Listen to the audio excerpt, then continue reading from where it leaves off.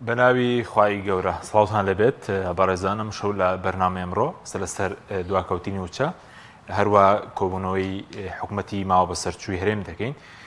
دیارە دوای ڕاگررتنی نردنی موچی موچەخۆرانە وەزارەتی دارایی عێراق ئەمڕۆ حکوومەتی ماوە بە سەرچووی هەرێم ئەنجومەنی وەزیران کۆبەوە بەڵام لە کۆبوونەوەکەدا هیچ بڕیارێکی دەربارەی موچەنەدا تەنها باسیرەوە کردووە گەماروی سیاسیە و نایاساییە و باسیرەوە کردووە کە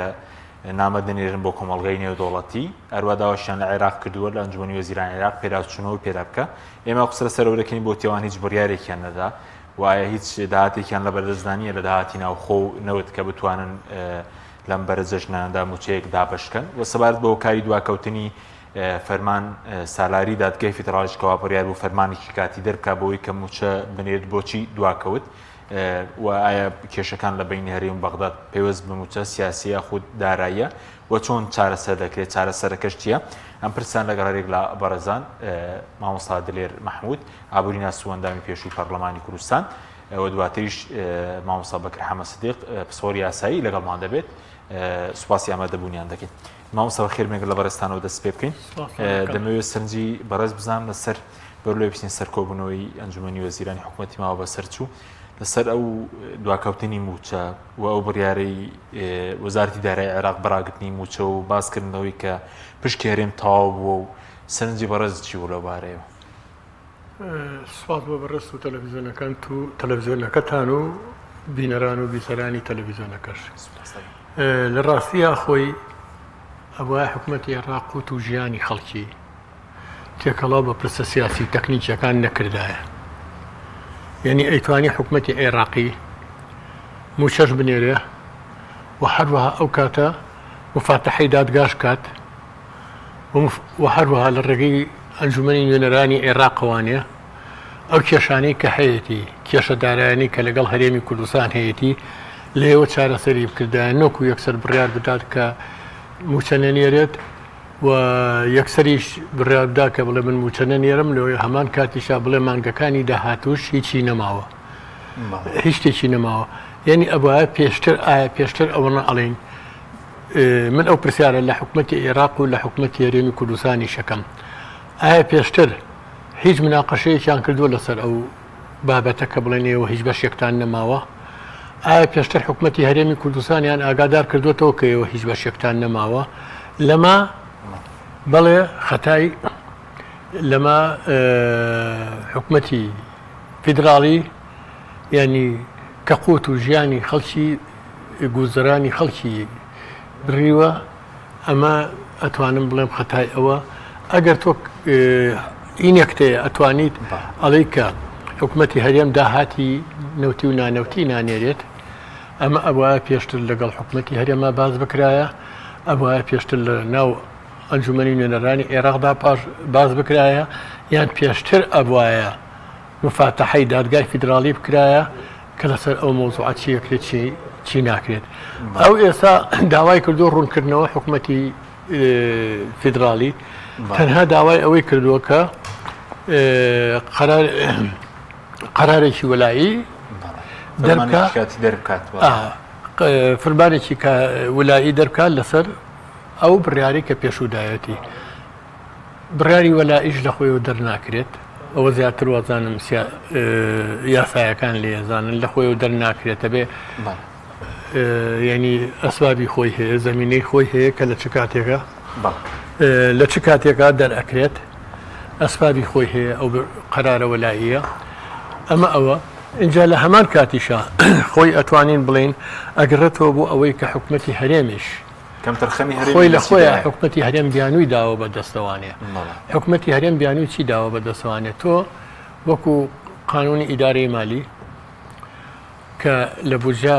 تاکیدی کراوەتە سەر کە پشت بەسرێ بە قانونی ئیدارەی مالی هەروەها لە بودجەیە بۆ ساڵی 2024 ئێمە بانەچینە سەر ساڵی 2023 لە ساڵی 2024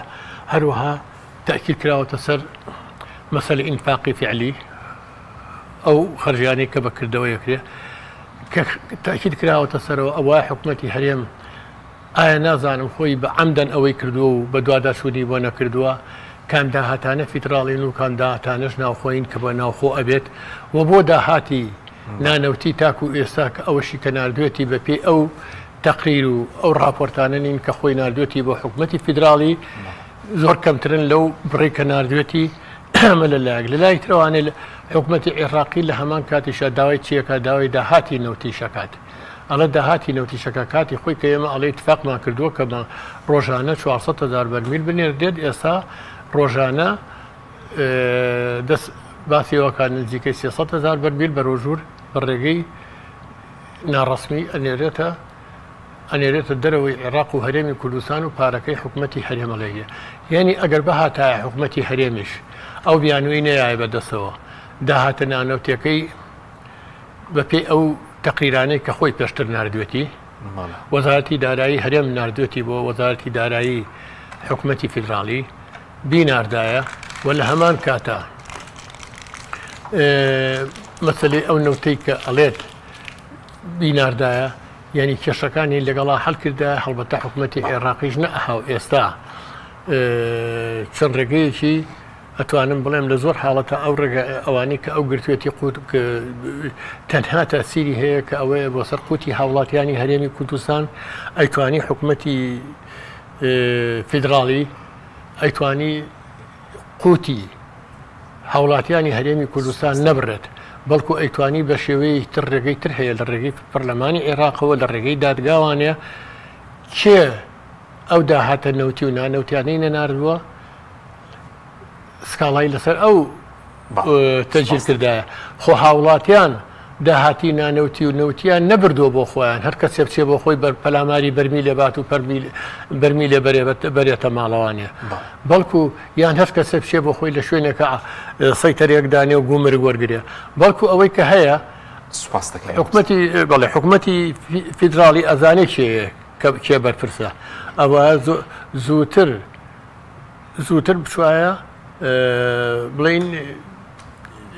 سکاڵای تۆمار بکردایە لەسەر ئەو حکوومەتی هەرێم سوپاس دەکەین مامۆستا درێت سوپاسی مامۆستا بەکردجانانی زۆر بەخێراتنی مامۆستاشەکەم دەمانێت بەڕێز بکەنەوە یاساییمان بۆ بکەی ئەو بڕیارەی وەزارەتی دارایی بینی بەرهاگرتنی موچە چۆن لێ خوێنیەوە داراییە سیاسی یاساییە یعنی ئێستا هەرێم دەڵێن نایاساییە ئەوان دەڵێن پشتان تەواو بوو ئێمە پشتمان بە یاسایی بووجە و داهاتی هەرێمیان کۆ کردوتەوە و داهاتی نەوتی و نانەوتی و دەڵێن 90 تریلیۆنتان لایە لە ماوەی 2023 و 2024 و تاوەکو ئێستا بەڕێز چۆن لێی دەڕوانی ئەو ڕاگرتنە سەرتا سوپاسی بەرزستانەکەم بەخێراتی جەنابی مامۆستا لێرشەکەم لە ڕاستی ئەگەر لە گۆشە لیگای یاساییەوە شتەکە بخینەوە بڕیارەکەی محکەمەی ئیتیحادی حکوومەتی عێراقی فیدراڵی ئیلزام کردووە پابند کردووە بە ناردنی پارە تەمویل یعنی پڕکردنی بانکەکان بۆ حسابی ئەو مەشروعی کە پێ دەوتێت تەوتینی پارە و ئیلزامیشی کردووە بە پرۆسی تەوتین پرۆسی تەوتینیانی بە نیشتیمانیکردنی دانی ئەو پارەیە کە مەفروض وایە ئەو حکوومەتێکی حکوومەتێک لە مرکزەوە تەوتینی ئەو پارەیە بکە و ئۆرگانە داراییەکانیشی کە بانک ڕەشید و بانک ڕافیدەین و لەگەڵ بانقی تیوی ئایا دەبێت بخاتە خزمەتی ئەو مەسەلەیەوە و هەرێمی کوردستانیشی ئیلزام کردو بە ئاسانکاری بەو کارە دەبێت هەموو منفەزەکانی خۆی بخاتە سەر ئەو مۆزوعە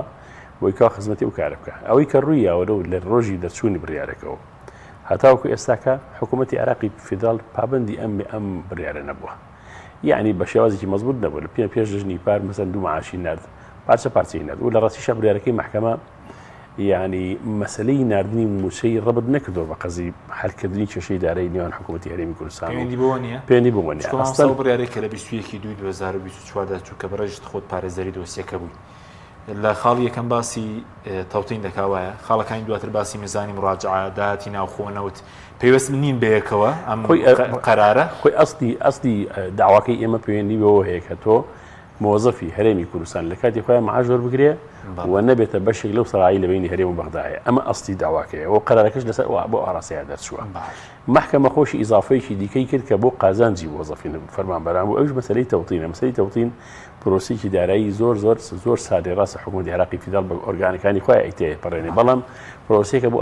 ئاسان وەرگرتنی مۆزەفی هەرێمی کوردستان بۆ ڕاتپڕی خۆی لە کاتی خۆیەوە بۆ بڕی کە خۆی ئێوێ ئێتا ئەمە ئۆرگانە مادیە چەندێک ئەموری لێوەرسەندێ و ئەو مۆزێکی دیکەی و حکوومەتی زەبەلاحی دەوڵەمەندی و حکوومەتی عێراقی پاڵپشتی ئەو پرۆسەیەکە بەڵام حکوومەتی عێراقی فیدراڵ لە ڕاستیە ئەمەی نەکرد ولا راسي وكو دقاو دقبلين كحكومة عراقي فيدرال إلزام كراو بجێبەجێکردنی یاساکە و پڕ بە پڕ بەو شێوازە جێبەجێ نەکرد. تەوتینەکەی نەکرد تەوتینەکە سەیری کە چۆن کردی تەوتینەکە ئەوتیم پارە ئەنێرم خۆی توانی لە ڕێگەی حکوومەتی ئیتیحاد لە ڕێگەی بانقی TBI یا بانقی ڕافیدەین یا بانقی ئەوە بیکردایە ئەڵێ شوێنی بانقەکانم گیرەوە خۆ بیناییتر هێت و توانی بیگری ئەتیادی بە ئاسانی پرۆسەکە بکەی بەڵام چی لە مۆزوعە کارێکی کرد کە ئەم بەشە سەر نەگرێ بەو ئاڕاستەی خۆی هەڵوێستی حکوومەتی هەرێمی کوردستانیش لەم مەسەلەیە هەڵوێستێکی هاوکار نەبوو. حکوومەتی هەرێمی کوردستان لە جیاتی بەدەم سکاڵەکە بەدەم داواکەوە بڕوا بەدەم تەنفیزکردنی بڕیارەکەەوە بووە کە بڕیارەکە ئەویشی ئیلزام کردەوە بە ئاسانکاریکردن ناکێشەی بۆ دروست کرد عەبقەری بۆ دروست کرد ئەژماری منی هێنایە گۆڕێ ئەژماری من تا قەناعەتی بە خەڵکی دروست کرد و تاکو و مۆزەفینی هێنایە سەرخەت بۆی تەواو بە زۆر ئەو شتانی کردووە سەپان بەسەر مۆزەفین وانەیە پاشم بە تەنسیق لەگەڵ بانقی مرکزی عێراقی کۆمەڵک بوونوکیان هێناو لەناو ئەژماری منە کۆیان کردەوە و ئەمانەش لەگەڵ ئەو تەوتینە فەرقی نییە و فەرقی هەیە و فەرقی نییە بۆ هۆی ئەوەی کەوا بە فعلی پرۆسی تەوتینەکە دوا بکەوێ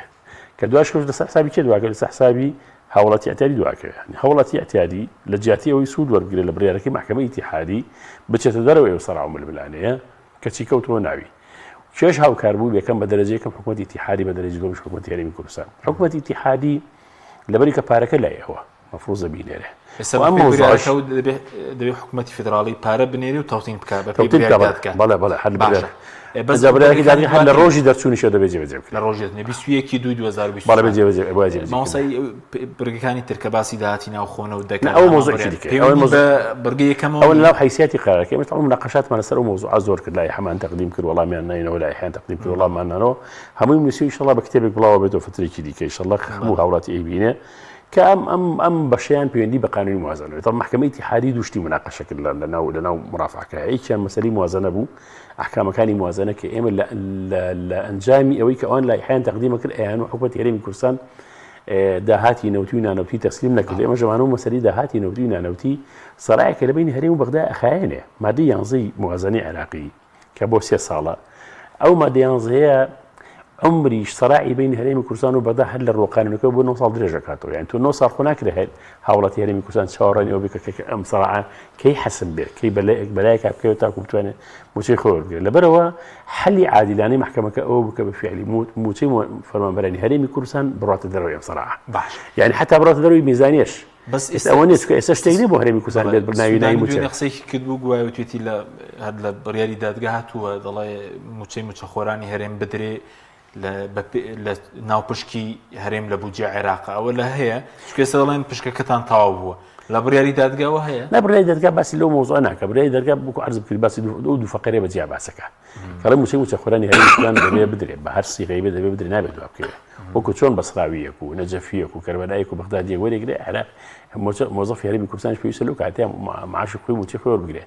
ئالیات زۆرە ئیسە ئەو ئالیتێکە ئێمە بەجاناتی ئەڵەم جەنابی مامۆستا دیارەزانێ ئەو ئالیتێکە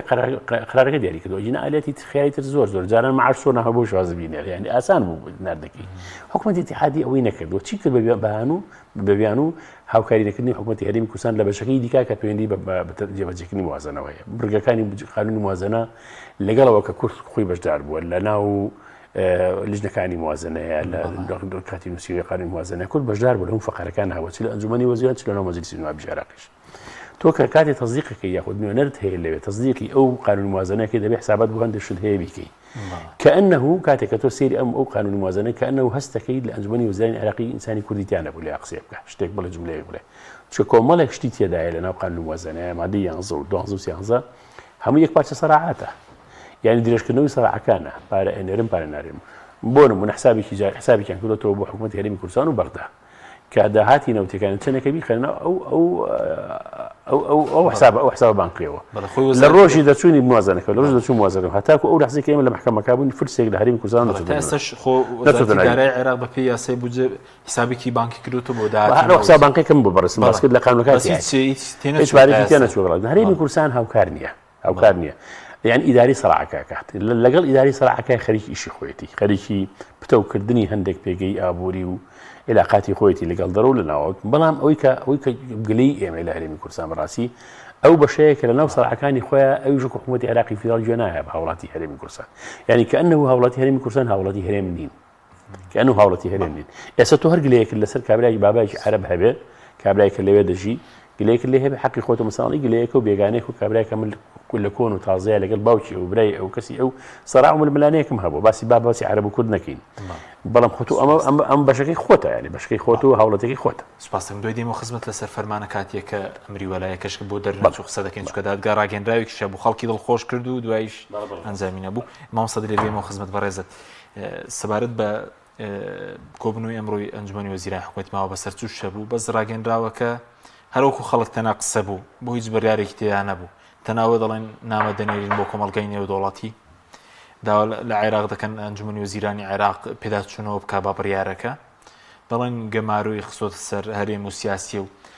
نەتوانین بڕیارێکی تر بدەن لەبارەی موچەوە بە داهاتی ناوخۆ بێنەوە بێ شتێک بکەن. خۆی وەکو حکوومەت چیەکە حکوومەتە بە شتەکان و کوشتێکی عام ئەو برارانێک کە خۆی یا و قسانەی کە خۆی ئەیادە و بڵاوکرەوەی کە خۆی هەر کوشتێکی عامە باسیەکە و کۆی کە حکوومەتی ناوچەیەکە لەبەرەوە هەر ئەوانە باسەکەی تر ڕێگەی ئەڵە ڕێگەی دەستوری ئەگرین ڕێگەی کۆمەلگای نێودەوڵەتی ئەگرین و لە ڕێگەی یاساوانەیە ئێماڵێ غەدر لە خەڵکی هاوڵاتیانی هەرێمی کوردستان کراوە بەڵێ لە ڕاستیا غەدر کراوە بەڵام غەدر کراوە لە هاوڵاتیانی هەرێمی کوردستان و لە سەرەتاوە ئیشارەتمان پێیان لەبەرەوەی کێشەی موچەخۆرانی هەرێمی کوردستان تێکەڵاو بە کێشە سیاسی پرسە سیاسی و تەکنیکیەکان بووە ئەتوانرا ڕێگەی تر بگرێت و ئەتوانرا وەکو سۆر سەرەتا جارە باوڵێن حکوومەتی هەرێمیش بیانووی دا بە دەستەوانەیە کە نەچۆ ژێرباری ئەوەی اتفاقیاتانەی کە کراوە لە بین وەزارەتی دارایی هەرێم و وەزارەتی دارایی حکوومەتی فیدراڵە و لە هەمان کاتیشە یعنی وای کرد کێشە باتە دەست کێشە بنێرێ بۆ کێشەی داهاتووتر یعنی گوێ نیا بۆی کە ئەو کێشەیە ئیمساڵ هەیە چارەسەری بکات لەبەرەوە ئەیتوانی هەر ئەوە بکات خۆقابی لەو هەڕەشە ناکات وەکو هەڕەشەکە بڵێکی بکەین نەبێتەوە ئێمە حکوومەتێکی فیدراڵین لە چوارچەوەی ئێمە حکوومەتێکی یاریێمین لە چوارچەوەی حکوومەتی فیدراڵی عێراقا لەبەرەوە تۆ کە ئێستا ئەو موچەیە کە بڕاوە ئەو قوتی خەڵکە کە بڕاوە ئەبێ هەر پەنابەریتە بەر کوێبێر پەنابەریتە بەر حکوومەتی عێراقیەوە چکە لە ڕۆژان وەزیری دارایی چاپەکە بوو دەڵێ دەتوانین بەداهاتی ناوخۆ نەوت موچەدا بەشکەین ئێوە چی لێات خۆیدەم دەتوانن خۆی ئەگەر تۆ ڕاستی تێ منیشم ویستم ئیشارەت وەزارەتی دارایی عێراقیش بڵاوی وت مامۆستا بوو دەڵێ لە 4 مانگی ڕابردوو داهاتی ناوخۆ 1 تریلیۆن و 166 ملیار بوو بەس داهاتی ناوخۆ جگە لە نەوتەکە خۆی ئەزانین چۆن لە حکوومەتی بەنسبە حکوومەتی هەرێمەوانەیە ئەگەر بێت و ئێمە سەیری داهاتەکانی بکەین یعنی وەزیری دارایی حکوومەتی هەرێمی کاربڕێکرد زۆر بە ئاشکراوتی ئێمە ئەتوانین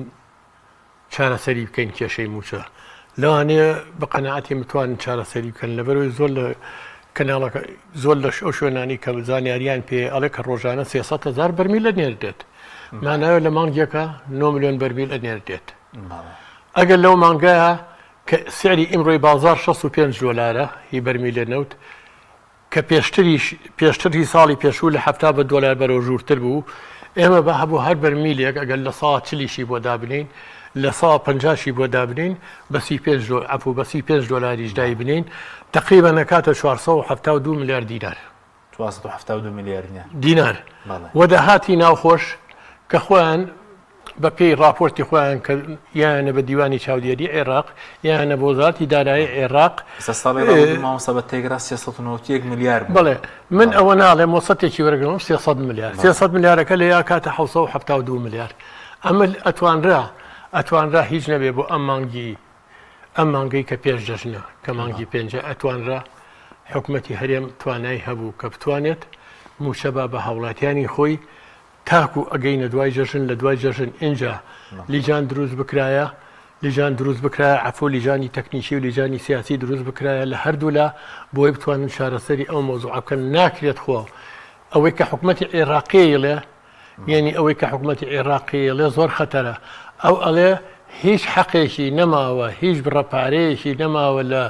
بودجەی ساڵی 2025 باش ئەمە ئەڵێت بڵێ اینجا بەڵی نابێ وەزارەتی دارایی عێراق بڵای کردوتەڵە داهاتینەوە 2023 و 24 باردوو ساڵەکە 9 تریلیۆن بووە نابێ لیان بپرسینەوەی ئەو داهاتەشیان چ لێ کرد ئەمە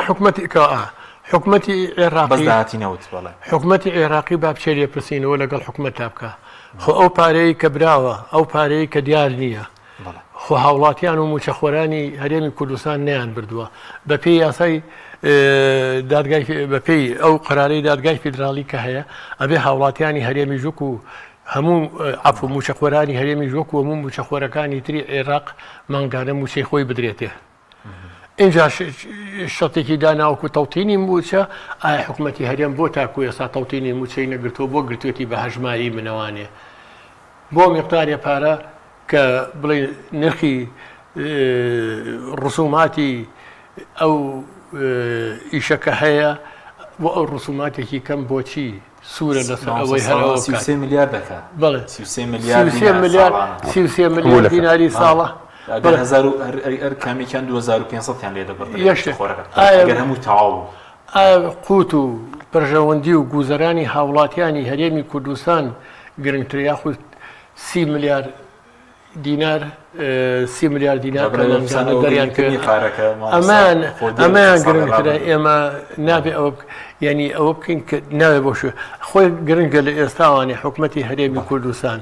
ینی بە قەنەعەتی من ئەبوایە ئەمانگە لەبەرەوەی 411 میلیارد دیناری تری ساڵی 2024 کەما بوانێ هیڵانی دوانزەکە تاکوێستا تەوزیعی نەکردو بۆ حسابە حکومەت کەوتی بەشی موچە ناکات کە ئەوایە مانگانە کە بێ مانگانە نزیکی 960 میلیارد دینار بۆ موچەیە 411 میلیارد ماوەتەوانێ هینی مانگ هی ساڵی 2024 لەگەڵ هینی ئەم چەند مانگەش کە چەند ماوەتەوە بڵێ ئەبوایە بەهاتایە تەوزیعی بکردایە ئەم موچەی بدایە و لە دوای جەژنی شەوانێ لیجان دروست بکرایە چ لە بواری سیاسی چ لە بواری تەکنیکیە چ لە بواری یاساییە هەموو ئەم شتانە بوو چوونایە لە بەغاو لە هەرێمی کوردستان چارەسەر بکرایە هۆکاری ئەوە چییە کە موچە دو ئەکەوێ ئایا خەڵکی هەرێمی کوردستان یاخود موچەخۆرانی هەرێمی کوردستان تاوانیان چییە حکومەتی عێراق لە تاکوونی هەیەی ساڵیش بەشە بودجەیەک تا دەماوە دێمە خزمەت مامۆستاکان چیتر هەیە دوایی دێمە خزمەتت مامۆستا بەکرد سەبارەت بە ئەو ڕۆژە ماوەی لەمە پێش دادگای فیدراڵ چەند ڕۆژە ڕابردوو ڕاگەیان داوێکی بڵاو کردەوە وتی ئەمریکی وەلایی فەرمانێکی کاتی دەکەن بۆی کە ئەو کێشەی چارەسەر کێشەی موچە بۆ نەکرا بۆ دواکەوت فشاری سیاسی هەبوو بۆ ئەو ڕوونکردنەوە درا و بڕیارەکەش دەرنەچوو بۆی ئەو بڕیاری وەزارەتی دارایی عێراق بە کاتی ڕابگرێت تا دۆسیەکەی گرایبێتەوە لە هەر دوای بڕیارەکەی مەحکەمەی ئیتیحادی و کاتێک ئێمە ئەتیای پارێزەر بووین یعنی دوو ئیسیزاحی کول لەگەڵ بڕیارێک لە بەحەد لە محکومی مەحکەمەکەەوە دەرچووە لەجیان هەخۆی ڕوونکردنەوەی یاکە مەفروض دێ مەحکەمە ڕوونکردنەوە بە خەڵک بە وعادەتی مەحکەمە کاتێک کە بڕیار ئەیە لەسەر مەوزوعێک ڕوونکردنەوەکانی خۆی لەناو حیسیاتی قەرارەکان ئەنووسێت پێویست ناکە دابنیشە دوایەوە شەرحی موقف کا بۆ خەڵکی بڵێ قەرارم بوتی دەرکردووە بەدڵتە باشە بەدڵ تەمیزی کرد بەڵام مەحکەمە ئیتیحادی کە بڕیارەیە بڕیارەکەی نۆ قازین ئیتر تەمیز ناکرێتەوە بێتە بڕیارێکی قەتعی و پێویستە جیهاتی تەنفیزی کە حکوومەتی عێراقی فیدراڵیان ئەو کەسانی کە پێیان وتە ئەطرافی داوا ئەو کەسەی تەرەفی خاسترای بڕیارەکە جێبەجێ بکە کە لێرەدا هەردوو تەرەفی خاستر کێوچێن حکوومەتی عێراقی فیدراڵ و حکوومەتی هەرێمی کوردستان کە خەسمی ئێمە بوون لە مەوزوعەکە کە مەفروض وابوو خەسممان نەبن خۆیان ئەو کاریان کردهەیە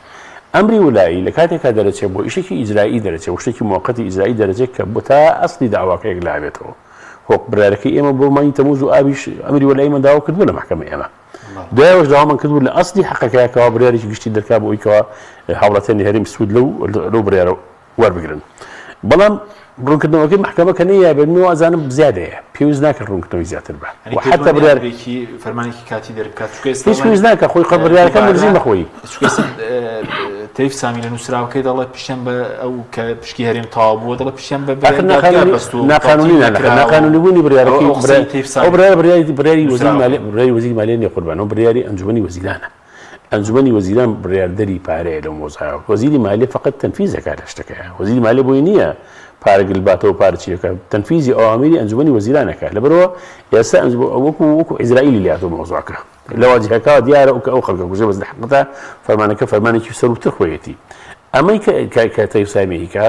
فەرمانی سەر و خۆی جێبەجێکە بەڵام لەعنەتەکە بۆ ئەوە چێ ڕزمەکە بۆ ئەوە چێ پێدوانی فەرمانە کاتێکە دەربچێ یان ڕێکەوتێکی سیاسی بچوون کە باز دەوکرا لەسەر ئاسی دەسەڵاتدارانی هەرێمی بەغدا ئەکرێ محکەمەی اتحادیە کارێ و کارەکە لەسەرەوە کرابوو کە لە سەرۆکایەتی ئەنجومەنی وەزیران هەندێک فەرمانبەر ڕۆیشتن بە ناوی حکومەت تەرخۆی سکاڵەکەی تۆمار کردووە لە دادگا و داوای ئەوەی کردووە یەکەم فەرمانێکی کاتی دەربکرێن بڕیاری نووسراوی وزارەتی دارایی هەڵبۆشێنێتەوە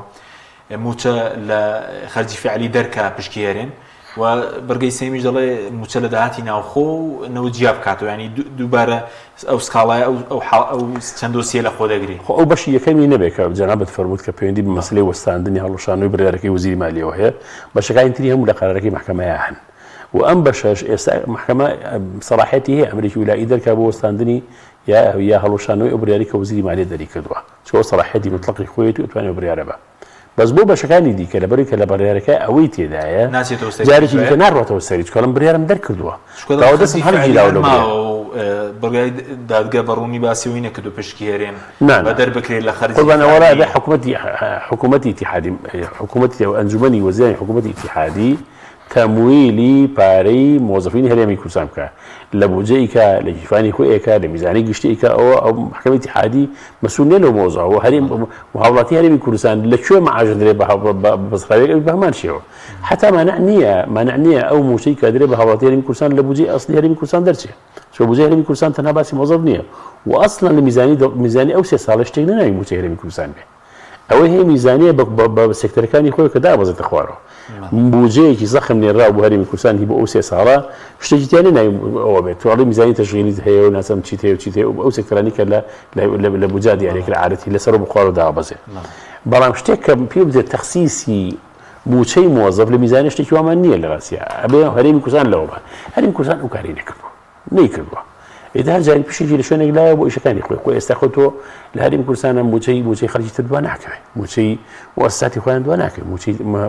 ئاوادانکردنەوە و ڕێگەوبان و تڕق و جسوور و مەسائلی ئەمنی خۆیان و مەسائلی مەشاری خۆیان هیچی دوا نەکەوت هەووی لە پرۆپێدان و شتانەیە شتێکە کەمی کردو لە هەرێمی کوردستان ئێستا بەس ئاوی قەدەرێکی دای ئەو باران کەم باریوە جینا هیچ شتێکی گیرفانی حکومەت هەرێمی کوردستان کەمی نەکردووە قەتعاً کەمی نەکردووە بەڵام ئەوەیە بەشەکەی عێراق لە ڕاستیە بەشی تاوانباری یەکەم لە مۆزەفی حکومەتی عێراقیە مامۆستای لە ڕووی یاساییەوە جگە لە ڕاگررتنی موچە دەسەڵاتدارانی بەغدە دەیانتوانی ڕێکاری یاسایی بگرنە بەر بەرامە دەسەڵاتدارانی وەکو ڕێکاری چی کە بڕیاری دادگا جێبەجێ ناکەن چۆن ینی برای دادگا دوو سەرەیە ینی دوو تەرەفی ئیلزام کردووە حکومەتی عێراقی فیدرال کاتێک دەتوانێت حسەبی حکومەتی هەرێمی کوردستان بکە کە خۆی ملتەزیم بێ بە قەرارەکەەوە خۆی یەکەم کەس ملتەزیم بێ بە قەرارەکە یعنی ئێستا سەیرکە ببینی ئەڵێ پێویستە تەمویل بکات تەمویل ئەم پیاوەبەرزە لە من 16,000 تەمویل ینی پێویستە پارە بنێرێتە ئەو سندوقەی کە تەخسیس کراوە بۆ ماشە وەژەژڵە تەوتین یعنی ئالێتی دابەشکردنی ماشەکە و تەوتینەکەشی دیاری کردووە و لە بڕیارەکەی بەڕێز سەرۆکی کۆماری عێراق جاریش کە تەوزیحێکی یا لەسەر مەوزوعەکە وەرچەند تاجر تەوزیحەکە و بڕیارەکەش هەر زیادە بوو بە قەناعەتی من چۆ هیچ ئیزافەیەکی نەکرد بۆ قەرارەکە بەڵام لەوێشە تەوزیحیاوە حتا ژماری منی خسۆتە ناو پرۆسەکەەوە چکە خۆش دەزانێ مۆزوعی سیاسی وەڵام قرایە مۆزوعەکە ئەخە بەوە شەوەی کردو حکومەتی هەرێمی کوردستان عێراق بۆ پاش حکومەتی هەرێمی کوردستان ملتەزیم بووە دادگا جێبەجێ ناکەن دەیانتوانین چی بکەن بۆ نمونە فەرمانیگرتن توان دەرکەن نه مۆزوعی ئەمە بڕیاری محکەمەی اتحادی بڕیارێکی مەدەنیە کە بڕیارێکی مەدەنیە جهی تەنفیزی بێت لە ئەو دوو لایەنی کە بڕیارەکان بۆ دەرچووە کاتێک جێبەجێ نەکرێت تۆ مادەیەکە تێ لە قانون عقوبات 329 ئەم مادەیە دەڵێ طبعا ئەم مادەی ساڵی 1969 خۆ دەزانێت قانون عقوبات عێراقی ئەو کاتە دەرچووە ئەمە باسی مۆزەفی عادی دەکات مۆزەفێکی ئاسایی دەکات کە لە حکوومەتێکی مەرکەزیە ئامادەی تێدانێ مدی تەنفیزە مدی دایرەیەکە ئامادەی تێدانێ بڕیارێکی دادگا جێبەجێکە بڕیارێکی ئەنجومەنی وەزیران جێبەجێ ئەمە ئەنج کەم ئەم بڕیارە کاتێک کە مۆزەفێک ئەم کارە ناکات ئەم بەم مادەیە ئینێکی بۆکەیتەوە ئەوراکی تەقیقی بۆکەیتەوە بەڵام ئێستا ئەوەی کە بڕیارەکە جێبەجێ ناکات ئەنجومەنی وەزیران خۆیەتی و ئەنجومەنی وەزیرانی حکومەتی هەرێمی کوردستان کە دوو باڵادەستترین جیهازی تەنفیزین لە هەردوو شوێنەکەیە چێ محاسبەی چێ بکات چێ بە چێ بڵێ وەرمە ئەوراقی تەحقیقی بۆکەمەوە و ئەنجومەنی وەزیران ئامادەی تیا بێتە بەرەم پەرلەمان تاکو بڕە بۆ دایری تەنفیز حکومەتی هەرێمی کوردستان بێزیەق لەگەڵ حیزبەکانە کۆبێتەوە تا بڕۆ بە دایری تەنفیزەوە لە کاکە من هاتووم تەنفیزی قانونەکەم ئەم نەسێکی بێهەناسەیە بێجیانە بێهێزە قودرەتی ئەوەی نییە بکات لەبەرەوە پێویستە لە ناو تەشریعاتی عێراقیە شتێک هەبێ پێی بدرێت جهی ئیلزام بتوانێت قوتي شيء إلزامي أو توهي بكو سوى محكمة اتحادية يعني على تكبر رزق وهي إلزامي كاكا أو كهربك حكومة اتحادي بريارك درك الطواوي تلاقي أو نعم عليه هذا جهاز تنفيذي كا إيه جهاز تنفيذي نكتشير كود بالفراغ عميني لو هيك حدا كبير يستطيع من الفراغين لفراغي تشي يعني كقوة يجنية إلزامي أمانك ببرأي من أجد جهدي كي تسرو أم دوانا هبيت كجيش الرقابي جيبجك كدني أو بريارة بيت أو لو أنا بتواني أو كهربك وبحكم أوش كإسا موضوع كتنها موضوع قانوني موضوع كبعدي سياسي شيء ولا تدخلاتي اقليمي شيء تلاقي براسي ببراي من اوائل الرئيس شيء وستان وقلت اوان جوان لو انك والله سنه معاناتي وجن الشيء بس او ضلن دادور كان ليرنين لانه دادور بينجان لحاجن بو ناتوان كونو كان بس يدك ناتوان يا مادبي نصاب توابك ياخذ رجيه سياخذ باونلاين كوبنو بريارك ده كان بريارك اونلاين نابه هنا محكمه اونلاين دانشه بحضوري بيو علني بيو يعني بيك وقسل لك كثير يدك قدام يدك يعني المحكمه قدام يدك بس لازم قدام يدك هي بلام من بوخم ليش لو درسانه كسيوتي دوانزي 2000 بسوسيه ببوره كروش محكمه دولة عندما كان يبو إجازة سري صالح ورقتبو لبر أدوانا محكمة تأجيله يك بانك تأجيل بالخاطئ أدواني كتوهاتون بو حفلة سيسا بله سباستك ماوسا برز بس لو كده است حكومة بدأتنا وخو نوتو بو 440 مليارش كي مانجي دوانزي صار رابطواني مجدا بشكا بس دا بشي نك ايستا چاره سركتشي بس سبيما ججنات بو دوای ئەوە چارەسەر چی بۆی بێگزاریم کێشێ چارەسەر بکرێت وڵات چارەسەر ئەوەیە کە ئیمڕۆ ئەوەی کە خۆی بە مەقدور ئەزانێ حکومەتی موچەخۆرانی هەرێمی کوردستانە ئەوەی کە حکومەتی موچەخۆرانی هەرێمی کوردستانیشە حکومەتی هەرێمی کاربەڕێکەرە یعنی چارەسەرەکە ئەوەیە کە حکومەتی هەرێم یعنی هەڵسێ لە ڕێگەی یاساییەوە بە پێی دەستور بە پێی یاسای بودجەی ساڵی 2024 و بەس خۆی جێبەجێی نەکردووە دەتوانێت بە پێی ئەوە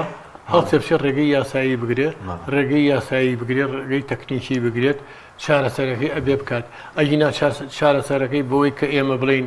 وڵا بەشکم دڵی حکومەتی عێراقی چاک بێت یان ئەو وەزیر بگۆڕێت ئەو وەزیر بگۆڕێت یان انتخابات لە پێشەوەی ئەوانە چارەسەر نییە من کە چونکە لە جارێ ناتوانێت بگەڕێتەوە بۆ بودجەی ساڵی 2023 لە بەرەوەی کە بودجەکە خۆی بۆ 3 ساڵ بۆ 23 24 25 لە بەرەوەی بودجەی ساڵی 2023 کە کاتێک گۆڕاوە بۆ ساڵی 2024 حساباتی ختامی تەقدیم کە حساباتی ختامی کە کراوە لەلایەن ئەنجومەنی نوێنەرانەوانە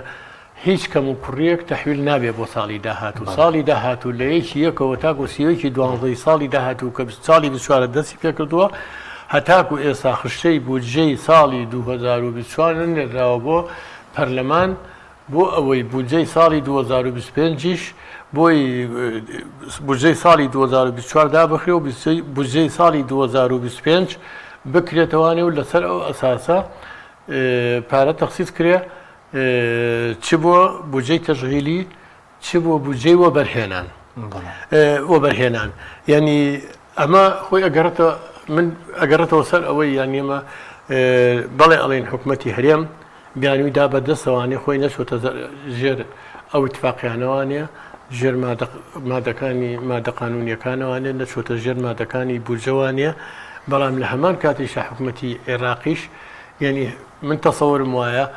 خۆی حازە کردبوو بۆ ئەمە بچووکە ئێستا وا مانگی پێنجە دەبواە